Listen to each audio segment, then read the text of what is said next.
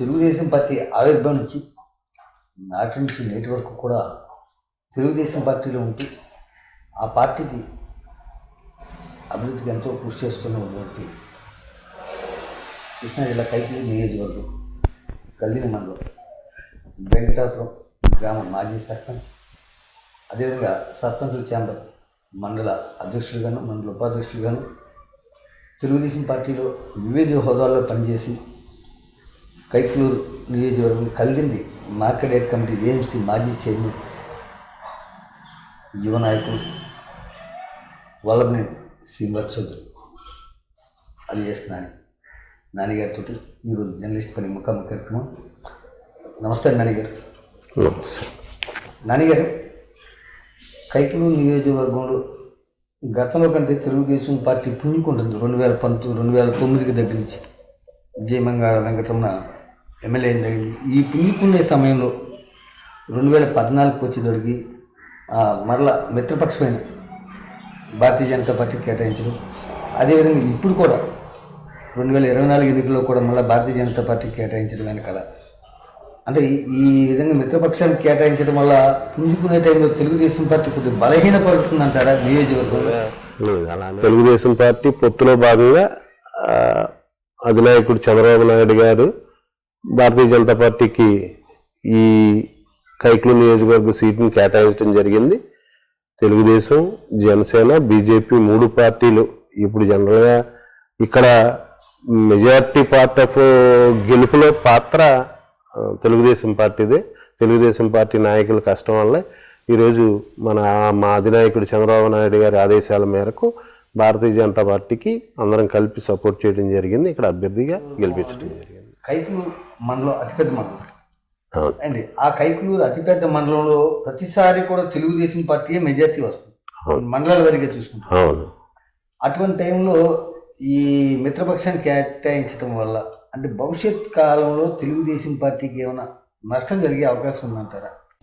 అంటే ఒకసారి భారతీయ జనతా పార్టీకి పొత్తులో అధిష్టానం కేటాయించినప్పుడు రెండోసారి పొత్తులో వాళ్ళు గెలిచిన స్థానాలను మళ్ళీ తిరిగి వాళ్ళే కోరుకోవడం జరగటం వల్ల మళ్ళీ అదొకటిని ఇక్కడ డాక్టర్ కామినేని శ్రీనివాస్ గారికి 3 పార్టీల నాయకులతో జనసేన, బీజేపీ, తెలుగుదేశం పార్టీ నాయకులతో సత్సంబంధాలు ఉండటం వల్ల మా కాన్స్టిట్యున్సీకి వచ్చేసరికి అంత ఇబ్బందికర పరిస్థితి కానీ తెలుగుదేశం పార్టీ వీక్ అవడం అనే పరిస్థితి కానీ లేదు.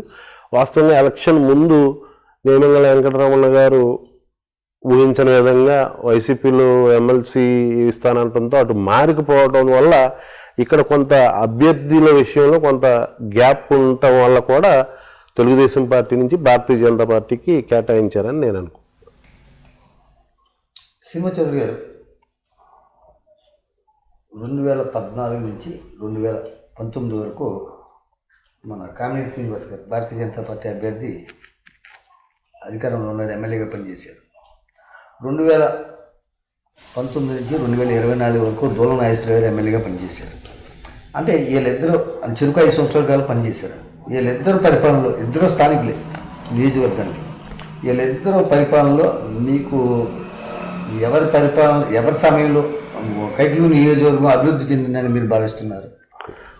మంత్రిగా పనిచేసిన కాలంలో కైకలూరు నియోజకవర్గంలో ఊహించలే అంత అభివృద్ధి జరిగిందని. యాక్చువల్గా ఈ కల్దిండి మండలంలో ఇక్కడ ఎక్కువ చేపల చెరువులు, రొయ్యల చెరువులు, వీళ్ళకి కరెంటు సప్లై, రోడ్లు మెయిన్ ఇంపార్టెంట్. ఆ విషయంలో మటుకు మనకి కొత్తగా ఒక 4 సబ్స్టేషన్లు కట్టారు. చిగురుకోట ఇదివరకు పూర్వం మాకు మన కైకలూరు నియోజకవర్గానికి కరెంట్ కావాలంటేనే ఏలూరు నుంచి లైన్ వచ్చేది. అటువంటిది సపరేట్గా మనకి చిగురుకోటలో 33 kV లైన్ పెట్టి ఈ కరెంట్ ప్రాబ్లం లేకుండా ఇంచుమించుగా ట్రాన్స్ఫార్మర్ అడిగిన వాళ్ళందరికీ 1500 ట్రాన్స్ఫార్మర్లు ఈ నియోజకవర్గంలో కొత్తగా ఇచ్చి, అది కూడా సబ్సిడీ మీద ట్రాన్స్ఫార్మర్స్ ఇచ్చి ఇక్కడ ఆక్వాకల్చర్ కానీ ఫిష్ కల్చర్ కానీ డెవలప్మెంట్ విషయంలో ప్రభుత్వం చంద్రబాబు నాయుడు గారు కూడా ₹2 సబ్సిడీ కరెంట్ ఇవ్వడం వల్ల కానీ ఈ ప్రాంతం బాగా అభివృద్ధి చెందింది. అలాగే విపరీతమైన వాటర్ ట్రబుల్ ఫేస్ చేసే టైంలో శ్రీనివాస్ గారు 8 కోట్లతో మన కొండంగి లిఫ్ట్ ఎత్తిపోతల పథకం పెట్టడం వల్ల కింద గ్రామాలన్నీ కూడా మంచి 20,000, 30,000, 40,000 రూపాయలు లీజు ఉండే పొలాలు కూడా 80-90 వేలు లీజ్ వచ్చి చిన్న చిన్న వాళ్ళు కూడా బాగుపడే పరిస్థితి వచ్చింది. 100% తెలుగుదేశం ప్రభుత్వంలో కామినేని శ్రీనివాస్ గారు ఎమ్మెల్యేగా ఉండగా ఈ ప్రాంతంలో మటుకు మంచి అభివృద్ధి జరిగింది. శ్రీనివాస్ చౌదరి గారు, ఇప్పుడు అంటే మీరు తెలుగుదేశం పార్టీ నాయకులుగా ఉండి తెలుగుదేశం పార్టీలో జరిగిందని చెప్తున్నారు. గోళ నాగేశ్వర గారి సమయంలో 5 సంవత్సరాల సమయంలో అసలు ఏమి అభివృద్ధి చేయలేదంటారు ఆయన? నాకు తెలిసి ఈ కలిదిండి మండలంలో అయితే ఏమి అభివృద్ధి జరగలేదండి. జరిగిందల్లా వాళ్ళు చెప్పే అభివృద్ధి, మేము చేసామనే అభివృద్ధి ఏంటంటే ప్రతి గ్రామానికి ఒక సచివాలయం, ఒక హాస్పిటల్ కట్టాం, ఆ రెండే చెప్తున్నారు. ఆ సచివాలయాలు కొన్ని ఇంకా పూర్తిగా ప్రారంభోత్సవం అవ్వలేదు, కొన్ని పెండింగ్లో ఉన్నాయి తప్ప రోడ్లు కానీ చాలా దుర్భరమైన రోడ్లు, ఒక్క రోడ్డు కూడా బాగోని పరిస్థితుల్లో ఇక్కడ ఉంది. ఇక్కడ స్పెషల్గా నేను నా ఎమ్మెల్యే హయాంలో కలిదిండి మండలంలో డెవలప్ చేశాను అని చెప్పుకోవడానికి అయితే మటుకు నాకు తెలిసి ఏమీ లేదు. చౌదరి గారు, 2014 ముందు రాష్ట్రం విడిపోయిన తర్వాత జరిగిన ఎన్నికలు, అంటే 2014 రాష్ట్రం విడిపోయిన తర్వాత ఆంధ్ర రాష్ట్ర ప్రత్యేక రాష్ట్రం ఏర్పడింది. ఈ ఆంధ్ర రాష్ట్రంలో అప్పుడు విడిపోయిన తర్వాత ఇదేనా ఒక అంధకారం, శూన్యకరం, అటు ఆర్థికంగా కావచ్చు, లేకపోతే ఇంకో రకంగా కావచ్చు, అన్ని రకాలుగా అందరికీ చీకట్లో ఉంది. అటువంటి సమయంలో 2014 టీడీపీ విజయం సాధించడము, అది చంద్రబాబు నాయుడు గారు అసెంబ్లీని, అటు పోలవరాన్ని, ఇటువంటి ఎన్నో మంచి పనులు చేశారు. అయినప్పటికీ కూడా 2014 ఎన్నికల్లో, 2019 ఎన్నికల్లో టీడీపీ ఘోరంగా వాటించింది. దీనికి కారణం ఏంటంటే అంటే రాష్ట్రం విడిపోయిన తర్వాత చంద్రబాబు నాయుడు గారు అవసరం ఉంది, ఆయన ఉంటేనే ఈ రాష్ట్రం తిరిగి ఈ అప్పులో ఉన్న రాష్ట్రాన్ని 16,000 కోట్ల లోటు బడ్జెట్లోని రాష్ట్రాన్ని అభివృద్ధి పదంలో నడిపించగలరని అందరూ చంద్రబాబు నాయుడు గారికి సపోర్ట్ చేయడం జరిగింది.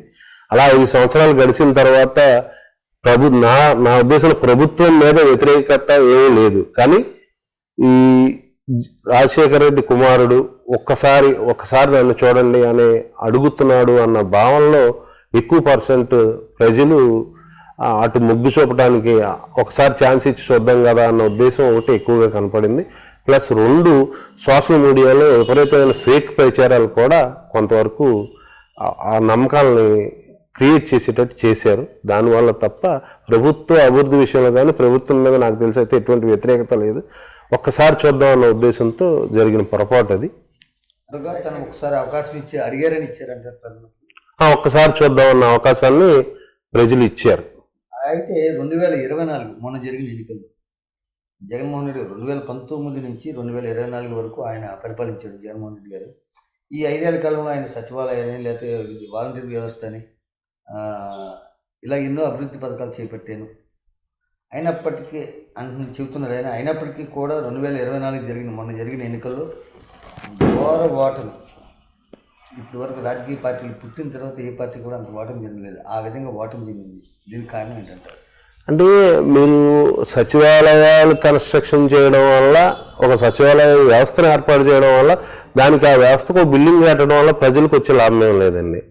ప్రజలకు అందిన సంక్షేమ కార్యక్రమాలను మీరు చెప్పినట్లో 60 to 70% ఏ ప్రభుత్వం వచ్చినా ఆటోమేటిక్గా రన్ అయ్యే. వృద్ధాప్య పెన్షన్ కానీ, కొంత ఇదివరకు ఇప్పుడు విద్యా దీవెన పెట్టారు, పూర్వం స్కాలర్షిప్ అని ఇచ్చేవాళ్ళు. అలాగే కొన్ని సంక్షేమ పథకాలు ప్రవేశపెడితే పెట్టి ఉండొచ్చు, కానీ అభివృద్ధిని పూర్తిగా జీరో చేసేసి సంక్షేమం ఒకటే నేను ప్రభుత్వం నుంచి డబ్బు తీసుకొచ్చి పేదలకు ఇస్తాను అంటే అది సంక్షేమంతో పాటు అభివృద్ధి కూడా ముఖ్యం. ఇక్కడ ప్రజలు అభివృద్ధిని కోరుకున్నారు. దారుణమైన రోడ్లు కానీ ఇంకా ఏ రకమైన రాష్ట్ర ప్రభుత్వం చేయవలసిన ఏ పని కూడా ఇక్కడ జరగలేదు, స్టేట్లో జరగలేదు. మామూలుగా ఇక్కడైతే ఇప్పుడు సబ్సిడీ ఎత్తేసారు, ట్రాన్స్ఫార్మర్స్ కొత్తగా మనం కావాలంటే దానికి ఒక సిస్టమ్ పెట్టారు, ఫుల్ పేమెంట్ కట్టమన్నారు. వీటన్నిటిని కూడా రైతులు కానీ ప్రజలు కానీ ఏదో మనం డబ్బులు ఇచ్చాం అయిపోయిందన్న భావం నుంచి ఇక్కడ అభివృద్ధి లేదు, మనం రోజు ఇబ్బంది పడుతున్నాం. ఒక ఆటో అతనికి 10,000 రూపాయలు సంవత్సరానికి ఇచ్చి ఈ రోడ్లలో ట్రాన్స్పోర్టేషన్లో రిపేర్ వర్క్ కింద అతను ఎంత లాస్ అవుతున్నాడు. 10,000 కాదు, 5 ట్రిప్పులు కిరాయి తోలేవాడు వాళ్ళు 1 ట్రిప్ తోలుకోవడానికి టైం సరిపోతుంది. అలా ప్రతి దాని మీద కనపడని రియాక్షన్ ప్రజల మీద పడింది, దాన్ని వాళ్ళు గుర్తించారు. సింహాచార్య గారు, నేను అడిగేదానికి సూటిగా సమాధానం చెప్పండి. తెలుగుదేశం పార్టీని నమ్ముకుని తెలుగుదేశం పార్టీకి ఆవిర్భవించి నేటి వరకు కష్టపడ్డ వాళ్ళు చాలామంది ఉన్నారు ఈ నియోజకవర్గం. పార్టీ అధికారం లేనప్పుడు కొన్ని ఇబ్బందులు పడ్డాలు కూడా ఉన్నారు. ఎమ్మెల్యే టికెట్ ఆశించిన వాళ్ళు కూడా ఒక 5-6 ఉన్నారు. అయినప్పటికీ కూడా మనం మిత్రపక్షం ఇచ్చారు. పొత్తు ధర్మంగా ఒక సర్టిఫికేట్ వస్తుంది, ఇంకోసారి రాదు. నిన్న జరిగిన కార్పొరేషన్ చైర్మన్లో కూడా కైకలూరు నియోజకవర్గానికి ప్రాధాన్యత దక్కలేదు అని ఎక్కువగా వినపడుతుంది. అది వాస్తవం అంటారా? అంటే మామూలుగా అది మన కొడాలి వినోద్కి టూరిజం డెవలప్మెంట్ కార్పొరేషన్ డైరెక్టర్ ఇచ్చారు. ఇంకా కొన్ని కార్పొరేషన్ పదవులు కానీ జిల్లా స్థాయిలో పూర్తి చేయాల్సిన కార్పొరేషన్స్ కానీ నామినేటెడ్ పోస్టులు కానీ చాలా ఉన్నాయి. వాటిలో తప్పకుండా కైకలూరు నియోజకవర్గానికి న్యాయం జరుగుతుందని అనుకుంటున్నాం. తప్పకుండా పార్టీ ఎప్పుడైనా కష్టపడి పనిచేసిన కైకలూరు నియోజకవర్గం ముదినేపల్లి మండలం వచ్చింది. అంటే ఒకరికి అవకాశం వచ్చింది. టూరిజం కార్పొరేషన్ డైరెక్టర్ వచ్చింది. డైరెక్టర్ వచ్చింది. చైర్మన్ రాలేదు. అంటే కొంతమంది ఏంటంటే ఇప్పుడు మీరే ఉన్నారు, పార్టీ కోసం ఆవిర్భవించి కష్టపడుతున్నారు, ఆర్థికంగా మీరు కొంత నష్టపోతున్నారు కూడా. అలాగే మిమ్మల్ని నమ్ముకున్న వాళ్ళు కొంతమంది ఉన్నారు అండి. మీ అభిమానులుగా కొంతమంది ఏమంటారంటే మా నాయకుడికి పదవి రాలేదు, లేకపోతే ఇంకోటి రాలేదు అన్న నిరుత్సాహంలో ఉన్నారు. అంటే వాళ్ళు నిరుత్సాహతని, అంటే మీకు పదవి మీద వ్యామోహం లేకపోయినప్పటికీ కూడా వాళ్ళ నిరుత్సాహాన్ని పొందకుండా చేయడానికి ఏంటి కారణాలు? అంటే కష్టపడి పనిచేసిన ప్రతి వ్యక్తి, ప్రతి నాయకుడు కూడా గుర్తింపు కావాలని కోరుకోవడంలో తప్పులేదు. అలాని పార్టీ ఎంతమందికి పదవులు ఇవ్వగలరు అనేది కూడా మనం ఆలోచించాలా. ఒక టైము ఇప్పుడు నా వరకు అయితే నాకు ఒకసారి మార్కెట్ యార్డ్ చైర్మన్గా నాకు అవకాశం కల్పించారు. మీరు అన్నది వాస్తవం. మేము చాలా లిమిటెడ్ పర్సన్స్ వైసీపీ ప్రభుత్వం అరెస్ట్ చేసి కేసులు పెట్టి అరెస్టులు చేస్తున్న రోజుల్లో మా వంతుగా పార్టీ ఏ అవకాశం ఏమని చెప్పినా కూడా నా అంతటి నేనైతే స్వతహాగా నాకన్నా ముందు మాతో పాటు పనిచేసిన మా తోటి సభ్యులందరికీ ముందుగా వాళ్ళకి ఇంపార్టెన్స్ ఇచ్చి వాళ్ళందరికీ పదవులు, ఏదో పదవి కానీ జిల్లా స్థాయి నియోజకవర్గ స్థాయిలోనూ వాళ్ళకి పదవులు ఇచ్చి గుర్తింపు రావాలని 100% కోరుకుంటున్నాం. వచ్చేలా ప్రయత్నం చేస్తాం. దానికి తోడు ఇప్పుడేమో 3 పార్టీలు ఎక్కువ మంది నాయకులు అయిపోయారు. అందరూ కూడా అంటే మెజారిటీ 4 పార్టీలు అయినా సరే ఇక్కడ నాయకులు ఎక్కువ మంది అయిపోయారు అన్నమాట. తప్పండి. ఒకే పార్టీలోంచే ఈ పార్టీలోకి ఆ పార్టీలోకి ఇదే అయ్యారండి. కొత్తగా వచ్చిన నాయకులు, పుట్టుకొచ్చిన నాయకులు ఎవరు లేరండి. లేరు. కానీ అంటే ఇప్పుడు 10 పదవులకి 10 పదవులు తెలుగుదేశం పార్టీకి వచ్చే పరిస్థితి నుంచి 60% ఒక 60% వచ్చేసారు కదా. మిగతాయి కొంత షేరింగ్లో మిగతా పార్టీ నాయకులు ఇవ్వాల్సిన అవసరం ఉంది కదా. ఇప్పుడు అప్పుడు పొత్తు లేదు కాబట్టి భారతీయ జనతా పార్టీ అయినా జనసేన అయినా వైసీపీ మీద ఫైట్ చేసిన టైంలో మాతో కలిసి ప్రయాణం చేసింది తక్కువ టైము. లాస్ట్లో పొత్తులో కలిసాక వాళ్ళు కూడా ఫైట్ చేశారు. కానీ జనరల్గా ఇప్పుడు పదవుల దగ్గరికి వచ్చేసరికి వాళ్ళ షేరు వాళ్ళకి ఇవ్వాల్సి రావడం, అయినా ఇంకా ఇక్కడ ఏమి పదవుల పంపకం పూర్తి కాలేదు, మొదలవ్వలేదు. ఆల్రెడీ సొసైటీస్, నీటి సంఘాలు, మార్కెట్ యార్డులు ఇవన్నీ ఒకదాని తర్వాత ఒకటి వస్తాయి. డెఫినెట్గా కష్టపడిన ప్రతి నాయకుడిని గుర్తుంచుకుని ఫుల్ఫిల్ చేస్తారు. ప్రభుత్వం ఆ డైరెక్షన్ ఇస్తుంది. మా పార్టీ కూడా కార్యకర్తలను గుర్తించాలన్న ఉద్దేశంలోనే ఉంది. లోకేష్ గారు కానీ చంద్రబాబు నాయుడు గారు కానీ పూర్తిగా ఎలక్షన్స్ అయిన తర్వాత కూడా పార్టీలో ఎవరు కష్టపడ్డారు, ఎవరెవరు ఏ టైంలో నుంచి పార్టీని గుర్తింపు తీసుకొచ్చారనేది పార్టీ అధిష్టానం దగ్గర పూర్తిగా వివరం ఉంది. దాని ప్రకారం తప్పకుండా పదవులు వస్తాయని నేను అనుకుంటున్నాను. శ్రీనివాస్ చౌదరి గారు ప్రస్తుత MLA, Bharatiya Janata party MLA Kamineni Srinivas గారు ఎమ్మెల్యేకి కూడా చదువుతున్నారు. కామినేని శ్రీనివాసరావు గారు Bharatiya Janata party MLA, మిత్రపక్ష MLA. ఇప్పుడు తెలుగుదేశం ఉంది, జనసేన పార్టీ ఉంది. ఈ తెలుగుదేశం జనసేన పార్టీ సభ్యులకి ఆయన తగిన ప్రాధాన్యత ఇస్తారని మీరు భావిస్తున్నారా అంటారా, లేదంటారా? 100% ఇస్తారండి.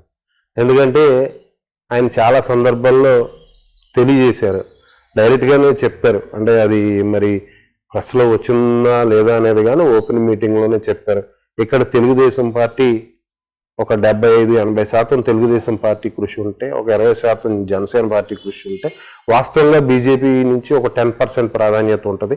కాబట్టి ఇక్కడున్న కూటమి నాయకులందరికీ ఎవరైతే కష్టపడ్డారో వాళ్ళందరికీ న్యాయం చేయాలి, తప్పకుండా సహకరిస్తానని ఆయన తెలియజేశారు. న్యాయం జరుగుతుందని నేను భావిస్తాను. చెప్పారు.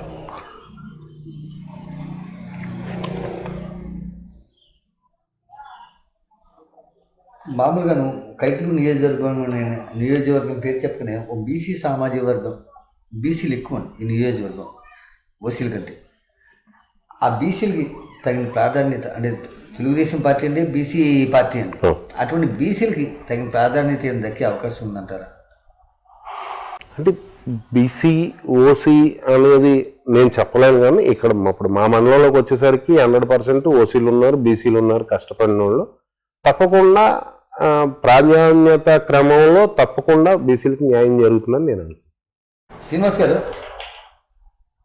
అంటే పార్టీ ఏదైనప్పటికీ కూడా అది తెలుగుదేశం అవ్వచ్చు, లేకపోతేనేమో భారతీయ జనతా పార్టీ అవ్వచ్చు, లేకపోతేనేమో జనసేన పార్టీ అవ్వచ్చు, ఈ కూటమి చెందిన నాయకులు చాలామంది అంటే టికెట్లు ఆశించిన వాళ్ళు ఫస్ట్ కేటగిరీ, సెకండ్ కేటగిరీ ఇలా అందరూ కూడా ఒకేసారి మాకు పదవి కావాలి, మాకు పదవి రాలేదు, లేకపోతే ఇంకోటి అని నిరుత్సాహంతో ఉన్నారు.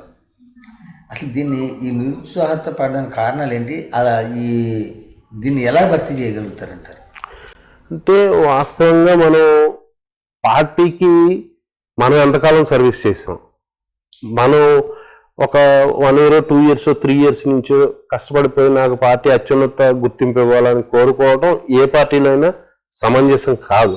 జనరల్గా పార్టీ 100% గుర్తిస్తుంది. పార్టీ కేడర్ని కానీ పార్టీ నాయకుడిని కానీ మనం కష్టపడి మన పార్టీని మనం ఏ పార్టీ నాయకులైనా, జనసేన అయినా, బీజేపీ అయినా, తెలుగుదేశం అయినా మన పార్టీని మనం ముందుకు తీసుకెళ్తున్నప్పుడు కొంతకాలం గడిచిన తర్వాత ఒకసారి అవకాశం తొందరగా రావచ్చు, ఒక్కొక్కసారి లేట్ అవ్వచ్చు.